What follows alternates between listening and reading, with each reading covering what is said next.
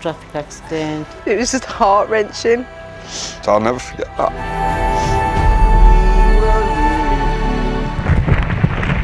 I broke my kneecap badly, lost 25% of my blood.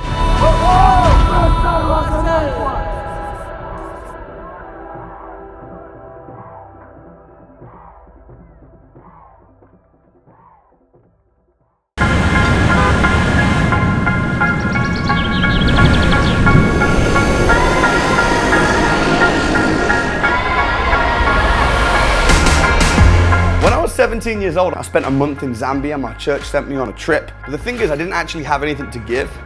But as a successful businessman, it's so great that I'm able to go out and actually invest in projects and help the community and give back. Right now, I'm in beautiful Uganda. I've brought my team out. I've got my man Bungee, who's our guide. And we're gonna be checking out some of the previous projects that we've done, a school that we've just built. We're gonna check out some hospital works that we're doing, some water tanks, and see what we can do next here in the country of Uganda. Hey! Oh, you! Yes, Where's my man Tony? He's just gone looking for you. Oh, is it? Good to see you in Uganda. We're going to be heading down to the school right now. I know you've just got off the plane, but this is the school that we've just built. It's about 2 or 3 hours drive from here. And then once we've done that, we're going to be meeting with the local government, talking about the education curriculum in the school. And yeah, we'll see how the week takes us. Sorry, man. All right, good. Let's do it.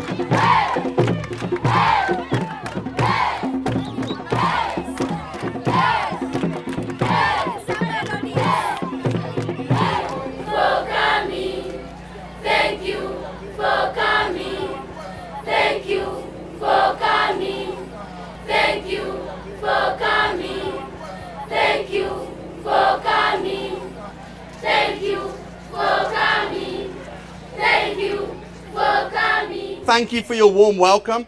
I think this is just the start for Bulabandi Primary School. We're very honoured to be here. I think one of the reasons that we've done this, myself and my wife Amanda, is because when I was at school in the UK, I've got ADHD, I've got dyslexia. I wasn't a very good pupil at school, but there was one school teacher that believed in me called Mrs. Haysmith. She'd tell me, you're going to be successful, and her belief in me made me successful, and my knowledge and my belief.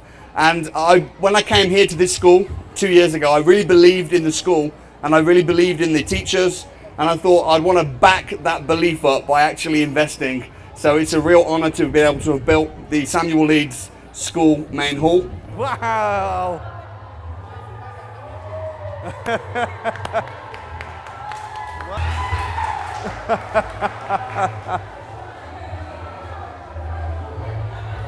Oh, wow. Results. Very happy. For this wonderful time, a time that we are rejoicing because of this great achievement from Samuel Leeds. I want to thank you for this building, a hall that is going to be beneficial to this school and to the entire community. Thank you that today we have opened it. Father, I commission this hall to you in the name of God, the Father, the Son, and the Holy Spirit. Amen. Part of our goal is not just to build school buildings, but is also to be involved with the input and the education system. So it's so good to be working with the government. We want to see all the children of the schools financially literate and have basic IT skills and finance skills, being able to understand the difference between assets and liabilities and investments. And that's why we're so excited and blessed to be here working at the schools in Uganda. And I just wanted to remind you, this is just the beginning. We will be coming back again, and this is the beginning. Appreciate the Ministry of Education, the government, the head teachers. You've been absolutely incredible. Also appreciate the builders Appreciate Bungee, the project manager. It's been absolutely an honour, and we look forward to spending the rest of the week here as well. Thank you.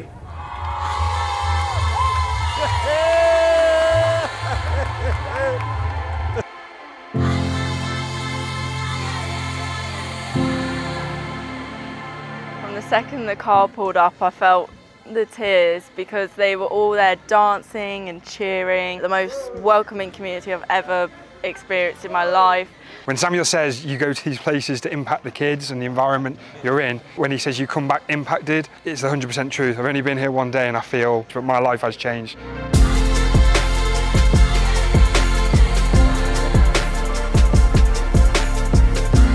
It's so great to be here today, the big celebration, seeing everyone so grateful for this building. And I'm so glad that I was able to utilise my skills as a quantity surveyor in bringing something that's going to bless so many people and help so many people within the community.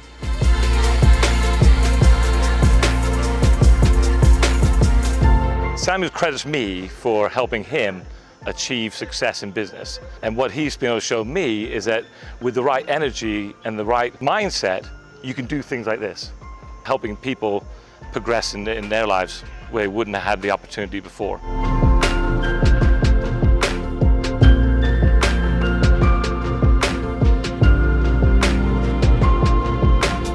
Last time I came here about a year and a half ago, this was all just land. It's just incredible, not only building the building so that the kids can have a classroom, but also partnering with the Ugandan government. They've allowed us to have a say in the infrastructure of the curriculum so that the kids can be financially literate. That to me is huge. We don't even teach that stuff in the UK.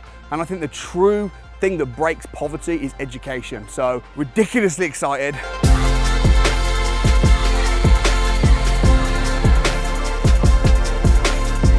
I'm absolutely overwhelmed, I'm blessed. Yeah, just speechless.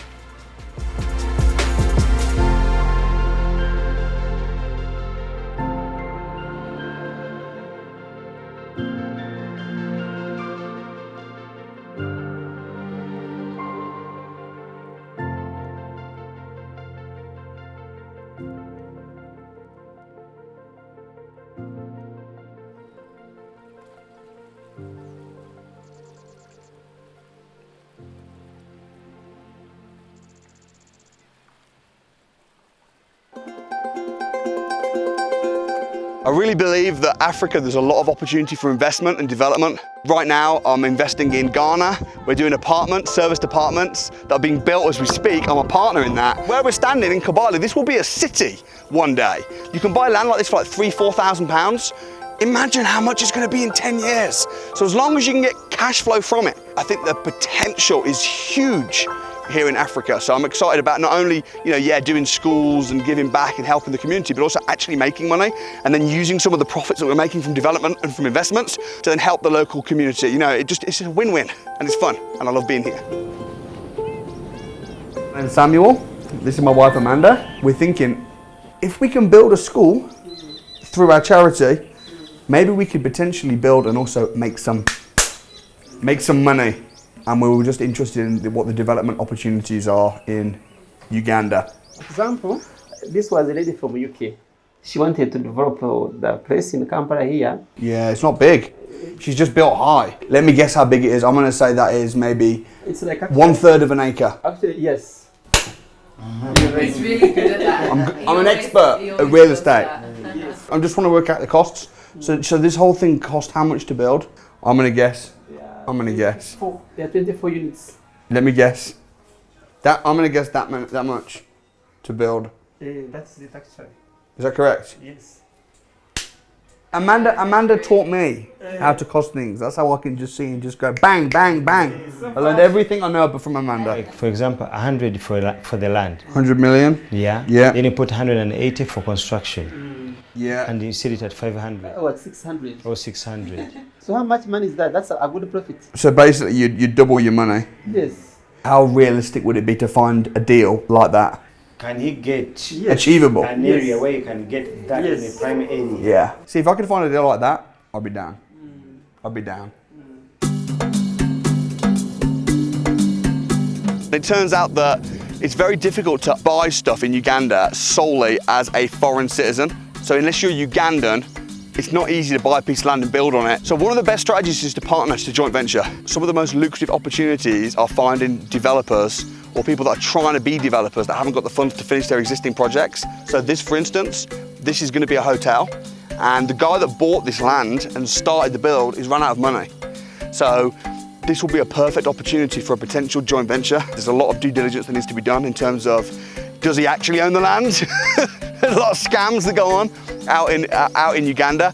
Also making sure that the build cost, what's it going to be, because this area is so remote. The dude that started this project, he's bought this land and he started it with the money that we gave him, because we came to Uganda a couple of years ago. We did a business workshop and we gave out small business loans, literally like £500, £1,000, small loans.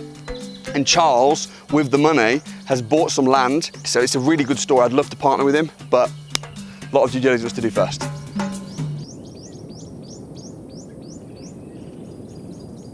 I bought this land. So this was about $1,300? $1,300. So all of the money went towards this land? Yeah. Okay. So we are using it for growing crops. So how do you make money from it? Sorry? How do you make money from this? We don't make money from this because we grow food crop. Yes. Then food crop we just consume. Okay. With our children. Yeah. Simple. Yeah.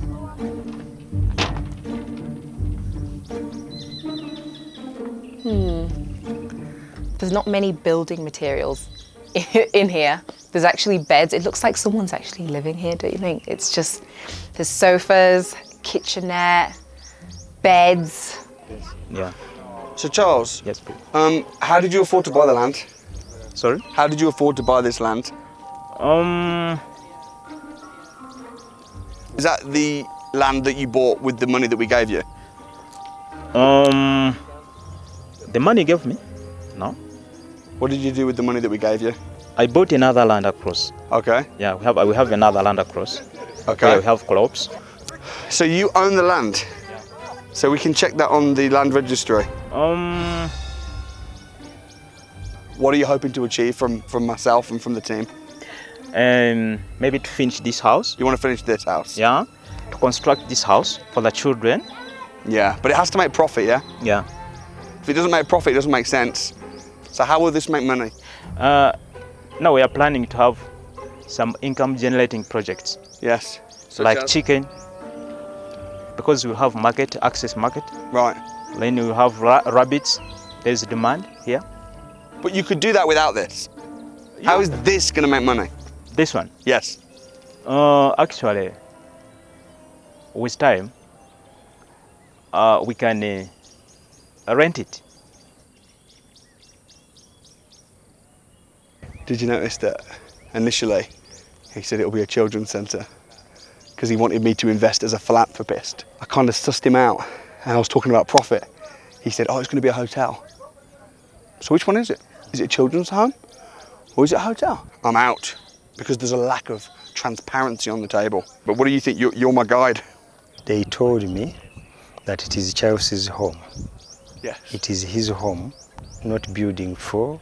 So it's not a hotel or a children's centre, it's his house? It's a house. He moved. He's been here for 1 year now. Now he wants to use you to finish up his home, his dream home. Yeah. As if it is a children's centre. Okay. We're being scammed. Oh, really? What did he say? He reckons that this is just going to be Chelsea's house. Oh, well, when I just came in, it did seem weird. He said it was a storage unit to house all the materials on site, but there's multiple beds, which you wouldn't need in here. There's a kitchen. You think sofas. Charles is living here? Yeah, it seems that way. He wants us to build his dream house. Yeah, dream house. Yeah. I mean, look. I think the exact same thing. Let's go. Okay.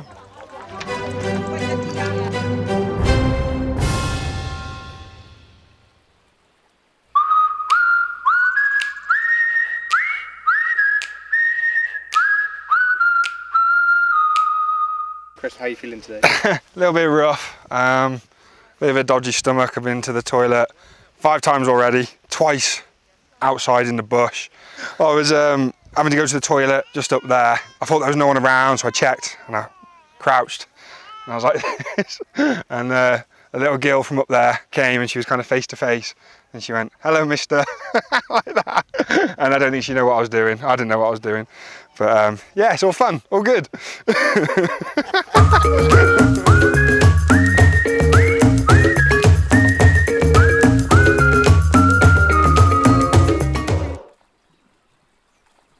It's called Bunyonyi Lake. And this Bunyonyi Lake is the deepest lake in the whole world. Wow. That island you have seen, whichever girl would get pregnant, it was a taboo in the society. So they would bring the girl out of the community and isolate them and take them to that island to die from there because they made a mistake to get pregnant before marriage. So it was used as a punishment to take people to be punished. So it was called Punishment Island and is on a deepest point of the Lake Bunyonyi.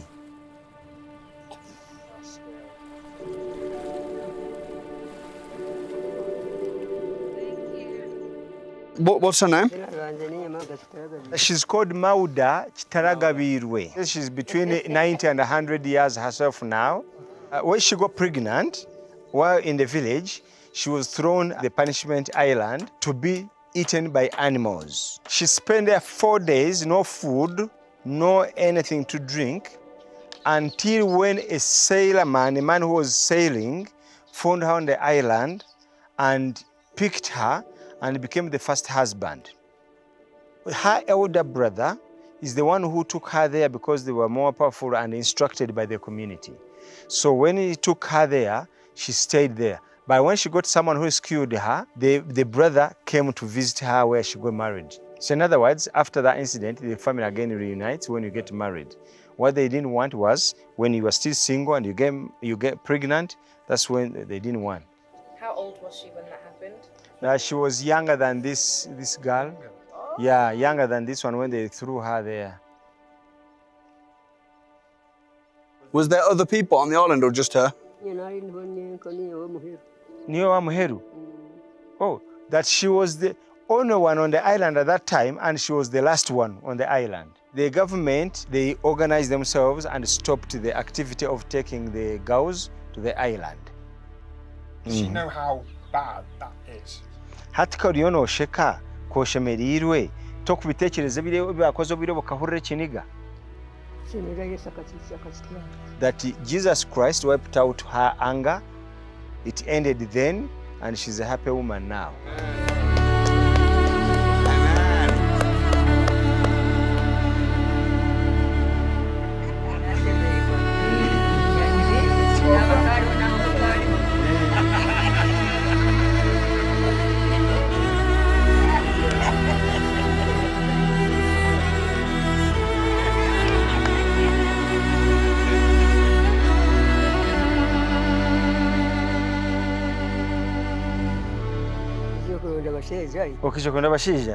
I'm asking how did she come here? She came to look for men. Right, that's it. Back to punishment.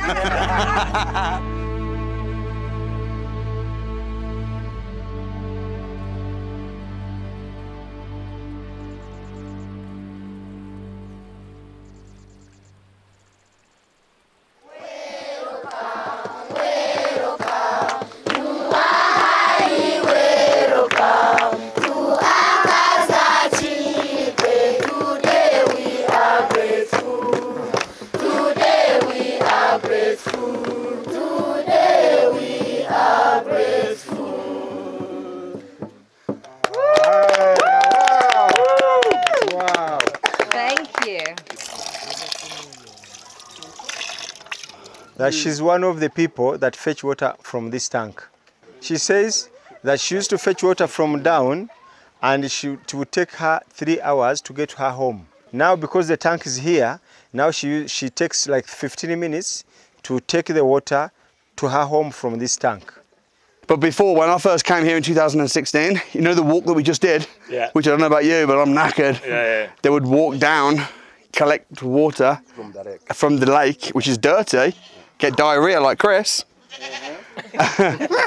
Bring it up. Lots of walks, lots of dirty water. Now 30 families, but this is not the only one. There's also one further up, and it cost around about $1,000 for per tank. Yeah, and it's made of concrete and it's big. Yeah, it'll last forever. Yeah, it'll last a long time. Yeah.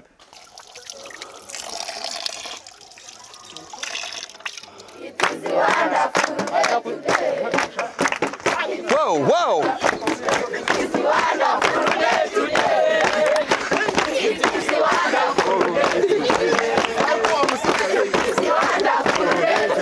Hey, hey, hey, it is a wonderful day today. Day today. It is a wonderful day today. I've known Samuel since 2017 when he got an accident while on boat cruise. So the boat capsized and he injured his knee. During the process, the patella bone was injured. Oh, it was quite serious. It was quite serious. Even during surgery, we had issues. Yes, we had issues. His injuries were very serious. But we thank God he's fine now.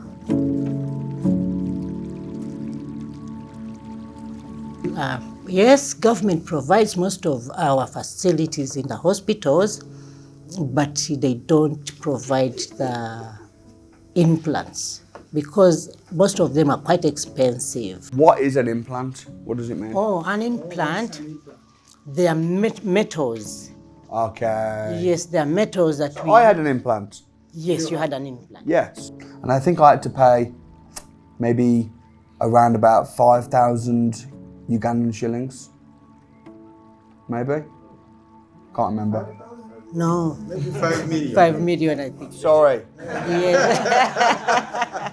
So that you find someone, if he has got an accident, either he has to sell his piece of land to get treatment, and that means if he has sold his piece of land, then what will he eat after the treatment? So he is going to go again back to the streets without what to eat. So when we get people like Samuel to help us, then you've taken a very big load from us. Because so many people are suffering because they can't do anything. There's no money. But if we can get another building, that would be very good. That would solve a lot of problems. That would solve a lot of problems. So the way we understand it then is it's the primary needs of you right now is space and implants. And you're the only hospital around for 5 million people, is it? Service this hospital? This is the main hospital. Yeah. Yeah, this is the main referral hospital for those 5 million people. For 5 million people, yeah. Wow. This is Ward 1. It's an orthopedic ward where all the orthopedic patients are managed. Is this too full? This is, yes. No privacy, we are seeing males mixed with females. And children. So most of these people have got fractures, mainly caused by trauma, some are infectious. That one has a chronic problem. What happened to him? He has HIV since childhood, and he's an orphan. So by the time they brought him here, all his bones had got broken. But because all the bones are broken, why? Because of the drugs. Yeah, the drugs they take kind of reduce the bone strength, so they are prone to breaking. This one is road traffic accident. This one is infection in a child.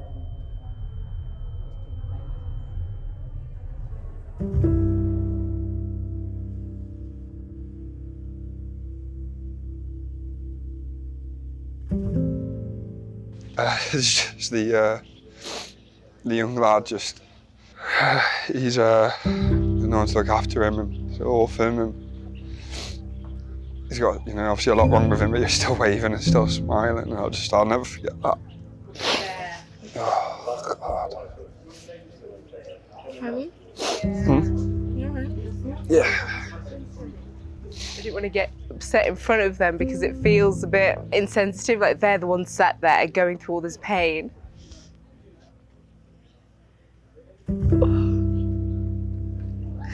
It was just heart-wrenching. The ward literally looks like something that I'd imagine in the 60s or something. The beds don't even look clean enough for a patient to be sitting in who's got wounds. Oh, it's just horrible. But I'm really glad that we're in a position where we're able to help. So I've pledged £1,000. Which is 4 million. Wow. They've pledged £2,000, which is 8 million. Oh my God. Thank you very much. So what I'm thinking is, if we had a new hospital ward, every 6 months, when my team come to Uganda, we could show them the ward and we could ask them to make donations for implants. Okay. So I would like to officially confirm I am happy to donate a ward. Wow. And thank you. Thank you very much. Samuel is not a Ugandan, but he has come all the way from UK to say thank you. May God continue to prosper him and protect him for us.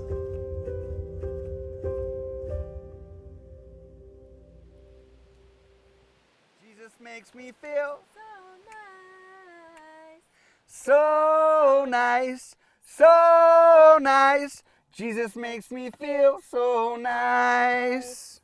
God's love is like a circle. No, we don't sing that one. He will lift you up. One of the things that we're really passionate about doing through the Samuel Leeds Foundation is building schools where we can then have thousands of kids, thousands of students that are all learning and growing their education, which is ultimately going to help them when they're adults, because the children are the next generation. So we're just looking at different spots now where we can partner with the government and they can donate their land to us, we'll build the school, and then we've got all the infrastructure and we can partner together to really make this happen.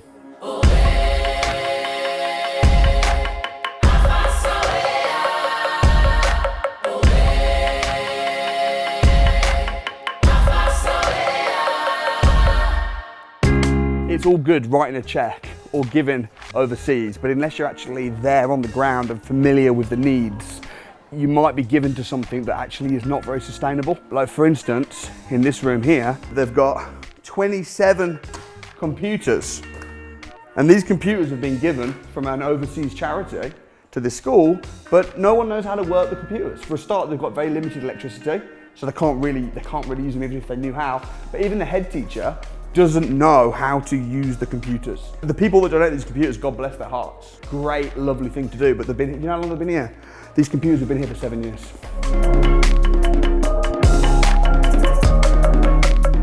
As of now, we have a long day to go. 8 more schools.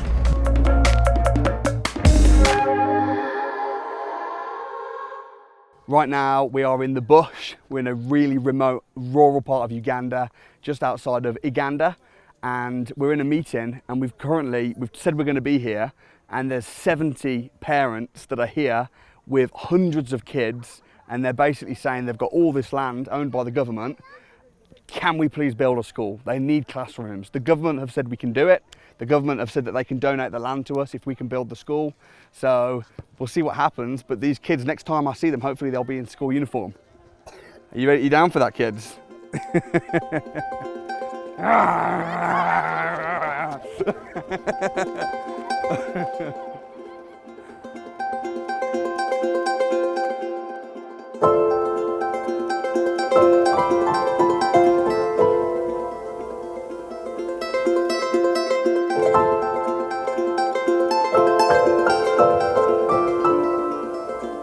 How do you choose which school to help?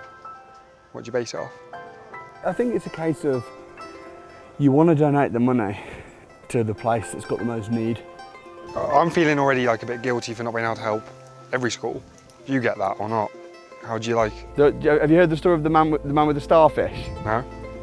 Basically, there was a load of starfish that were all taken from the sea, and then the sea took them onto the sand.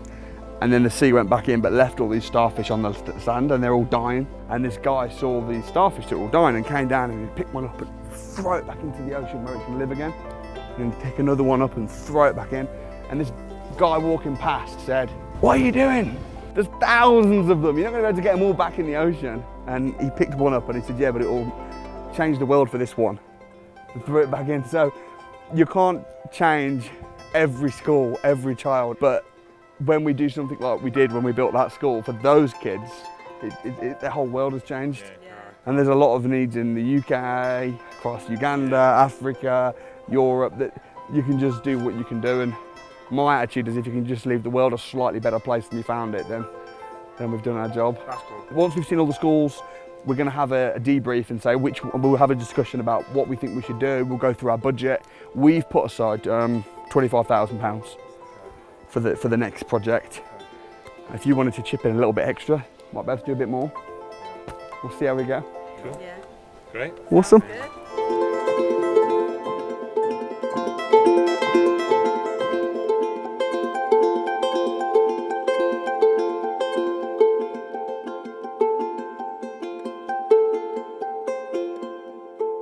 Your brothers, yes? Yes. They started the school and they've got big vision, so we're here to help. When did you set up the school? In 2006. Oh wow, long time. A long time, by the way. 2006, and we had a vision of building that hall that way, as we were making here bricks there. And the children, age-wise, who's the youngest pupil and the oldest pupil? It's from 4 years, that is the nursery section, in 4 to 5 years. The oldest here is 16 years. So who's the oldest? Where's the 16-year-old? Hey! Well, they're all standing up now. How many teachers do we have here? Teachers, we have 15. 15, okay. 15. That's good. Yes. Ask you a question. What was it that gave you the vision and the idea to start a school in the first place? As I've told you, we are teachers. We are teachers, and this government of Uganda isn't like your government. Here, getting a job in the government is not easy, so we had to sit together as we qualified as primary teachers, so we can start our own things that we can teach these learners, so that we can develop from there, such that when you get the government jobs, will be already. So we have the vision that in case we finish with this primary, as we are teacher educators, go to secondary, we go. Actually, the vision is high because we want to go up to highest level. You know, when you said to me earlier, you said, "How do you know?" I don't know about you, but there's something, the gut says this is the one. Yeah. It's got a lot of kids in the area. Yes. We've got the potential to buy a lot of land. Yes. Mm-hmm. So we could buy land, we could build we could make this the best school in the area. And I think as well, that part of the way is the vision from the people around. Yeah. Like the guys that have tried to do a school here, it's not really working, but their vision. They haven't got the money, they haven't got lots of things, they haven't got the infrastructure, but their vision is huge. Yeah. And he's been going since 2006, so you know he's committed. Like, he's going to stay, he'll do whatever he can. Like, he's committed. Yeah. And also the government will be very open to assisting with what we're doing here. Yeah. We've got them on side. Yeah. It literally looks like it's going to fall down. It's so unsafe. Look at these bricks though, look how... And feel like this part of the building just needs to be knocked down completely. It does. And just start from scratch. Yeah. I think you just knock this down. It was a good effort, but it's just, it looks as well. Do you know what happened though? You know what the story was? It was the parents, wasn't it? Correct. The parents built this because they were so desperate. Yeah. But because the parents built it and it wasn't done properly with proper budgets, proper builders, it's just falling down year by year. They've been trying to get the government to fix this school building for 12 years. Yeah. 12 years they've been trying to get them to do something, and it's just slowly getting worse and worse. Well, it's not safe, it's just not happening. You can't even use the blackboards. No toilets, nowhere to wash your hands. And most of the kids haven't got shoes on. No. So, and you can see that from the footmarks. So imagine what this is going to do to your feet, constantly walking on mud. It's not. There's not a school within, how many, 27 kilometres? Yeah, it's just so this is the first school within 27 kilometres. It's very remote. And there's 100 kids. Like, what? I know, it's insane. Like, what? To be honest, the school needs the help. I think it needs a lot of money. It needs a lot of money, yes. Because the building is stretched. Yeah. And every room is needed because there's a main hall in between. So there's no building a separate main hall. I think we need to pledge to do this school. Because this one is bad. Too bad. Yeah, and also the students, the pupils are dwindling. So we need to do something fast. Yes. So in total, maybe 50,000. Almost. Let's do it.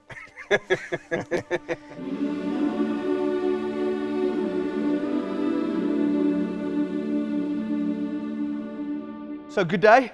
In terms of pledges, we've got a lot of other work to do here. You've seen a lot of needs. Pledges time. Chris, Darcy, how much are you guys pledging to put in? Yeah? Yeah. 10,000. 10,000. Oh, 10,000! Hold on, is that pounds or Ugandan shillings? English pounds. English pounds. Respect, man. Oh, man. Appreciate you. Yeah, we're really excited about it. Appreciate your generosity. Amazing. Tony, how much you pledging, brother? Well, I've never been outdone by Chris, so I've got to say 10,001. Oh, fantastic.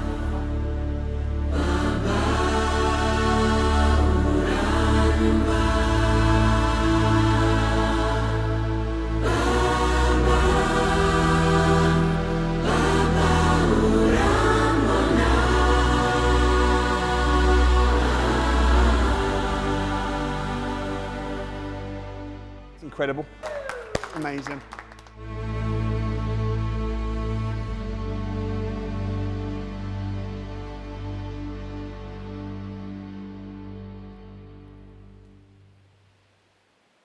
Good morning, beautiful guys. Hey. Come grab a seat. It's been a good week. Fantastic. Do you see that bridge over there? We are going to be bungee jumping off of it. No way. So I'm going to go first. Well, are you up for bungeeing? The second one. Yeah. Are you down for this, Chris? I don't know. Are you up for it, Darcy? Medically exempt. Can I be medically exempt? Oh my gosh. This will be my 10th bungee jump now, but the fear of jumping off of the bridge is extremely scary. But when you actually jump, it's actually quite a peaceful, beautiful experience. And I think it's very symbolic of everything in life that we're afraid of. So, let's go. I feel sick. All right. 5, 4, 3, 2, 1. Bungee, sir! Oh my God, jeez. You'll be fine. Chris, if you die, I'm not doing this for you. drive your car. Yeah, you can. Please. Yeah. Okay. Oh my. Oh my God. Hello. Hi. We'd like to do some bungees, please. Okay.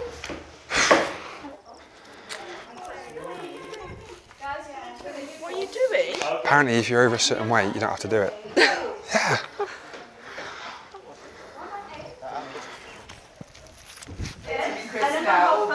Am I over? I tried using the bricks to weigh myself down. What? Where's Chris? Where's Chris? He went to the toilet. What is he doing? He does not want to jump. Chris, are you coming? He's coming, yay! Come on, Chris.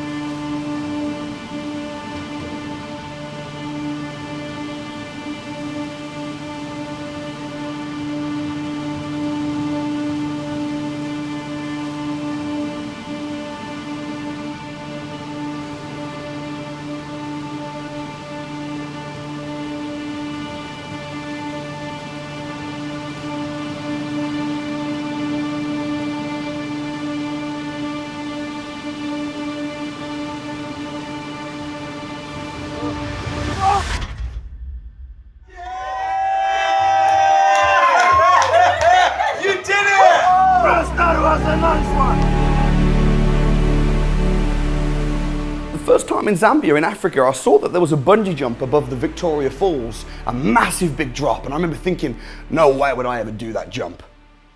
The whole run-up was absolutely petrifying. I was scared, I was afraid, I was almost in pain even though I was just sat there having my feet tied. Everything within my being was telling me, don't do it, this is dangerous, this is scary. It was a horrible, horrible fear. And the second I jumped, the very second I started falling down from that bungee jump, it felt like bliss, like paradise. I almost felt like I was floating. It was fun. And I realized in life, it's the exact same. When you're doing things in business, the thought of it is scary. The thought of it is nauseating. But actually, when you just crack on and do it, it's absolutely fine. Yeah! What did you think, bro? Unbelievable. What did you learn? Just fucking do it. Yeah. Just do it. Just do it. The best things in life are on the other side of fear, and that's why not only do I keep bungee jumping, but I always make my team bungee jump as well, because it changes them and they come back from Africa a different person, someone ready to conquer their fears, face their fears, feel the fear, and do it anyway.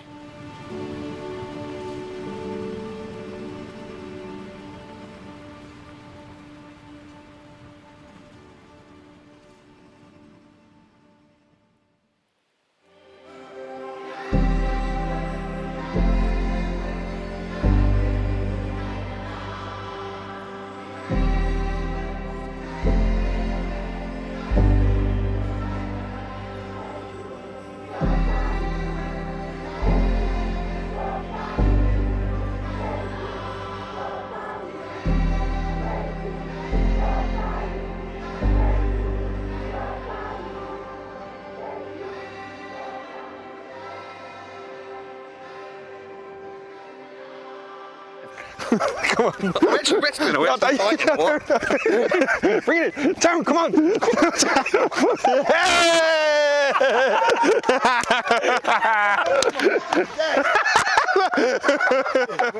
did.